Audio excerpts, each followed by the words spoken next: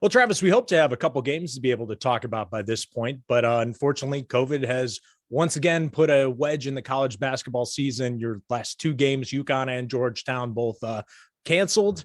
Just where you guys at as a program? How you been keeping busy? And I mean, what have you guys been doing with all this off time? Yeah, it's really allowed us to focus on ourselves, right? In practice, sometimes you get such in a rhythm, Chris, where it's a game, you got to prepare for 2 days leading up to that game, 2 days of prep, again, another game. We've been able to really kind of focus on our system offensively and defensively. We're adding to our system as well here during this break. The good thing is this year we're allowed to practice. We don't have to be relegated to our rooms for 10 to 14 days like we did last year. So we can still build and get better and make sure our guys are staying in shape. How different is it this year dealing with these outbreaks with other opponents and stuff, as opposed to last year where there were a lot of regulations? And I guess you as a coaching staff know how to handle it a little differently now.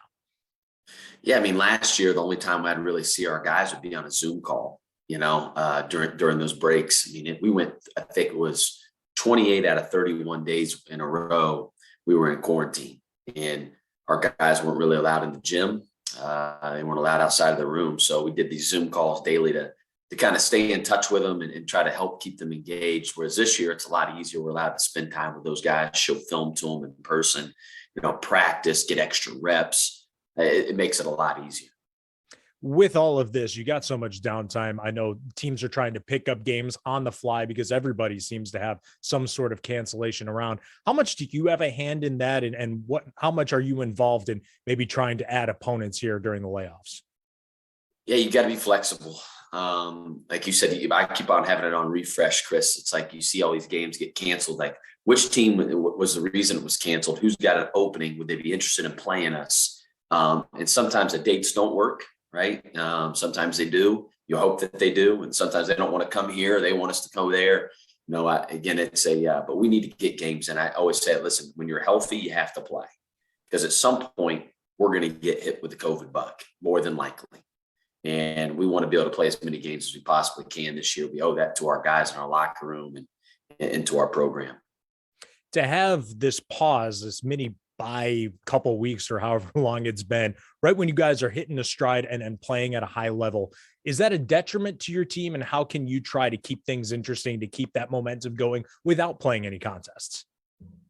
Yeah, sometimes when you get into those games, you get in such a rhythm, right? And number one, from a confidence standpoint, but rhythm as far as just how you sub, our whole deal. And, again, we've tried to simulate it with scrimmages and practice. Like some days we brought in officials, try to make it feel like it was a game, keep our guys engaged. I think that's the biggest thing, is keeping their minds engaged, keeping them motivated towards like, hey, who are we playing next? I really don't know.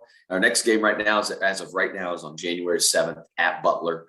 But we're not necessarily preparing for Butler. You usually have a 2-day lead up for a prep for a game. So it's just all about us, just trying to compete and let our guys have a little bit of fun during this time. And how have you guys responded to all this? They've responded well. I frustrated at first, for sure. I think, and that's natural. And I told them that, but we can't let them, you got to stay engaged, right? You got to focus on the things you can control. And unfortunately, we can't control what happened in UConn's program and obviously Georgetown, and hopefully they're all safe and healthy now. Again, just focus on us getting better every single day. So we have a lot of maturity in that locker room. With leadership with guys like Paul Scruggs and Jack Nungy. Your game as of right now, next game, like you said, on the 7th at Butler. What have you seen out of Butler so far this year, and going to Hinkle Fieldhouse, which is historically a tough place to play? What challenges does that present? Yeah, it's a really hard place to play. I mean, they got a great fan base. It's loud in there. It's a hard place to win at. And we were able to win there last year, coming out of a long pause as well. So, they got a good team though. They've been banged up all year, Chris. They just got back who I consider their best player in Bryce Enzi. Just came back from injury. They've been out all season basically. They have another starter who's been out, so it's like they've been banged up pretty bad. But they got a good team. They're old. They're veterans. They're going to be disciplined. They're going to play slow. They try to really control that tempo. So it'll be a heck of a game for us, be an opportunity for us to get a really good win on the road. I know for the players, you don't mess any kind of scheduling up. Like you said, you're not preparing for Butler until you would usually prepare for Butler. But as a coaching staff, having more time to scout these opponents, do you kind of tweak how the coaches scout and how your coaching staff operates when you don't have games to prepare for and maybe get ahead on some future opponents?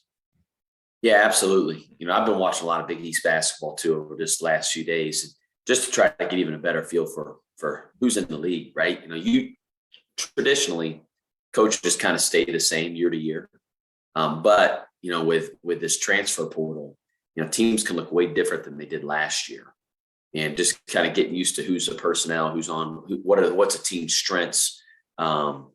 Is important just so we have a little bit of a preview of what's to come here in the Big East. So it's 2022 officially. We're 2 days into the year. New Year's resolution for Travis Steele. What is it? Man, that's a great one. Honestly, I didn't even think about it. Even though we've been on this pause, I've been busy. I don't know. I didn't come up with one this year, Chris. Well, you still got plenty of 363 days. You can come up with something in that time, right? Yeah. Hey, win as many games as we possibly can. My New Year's resolution is to beat Butler at Butler. So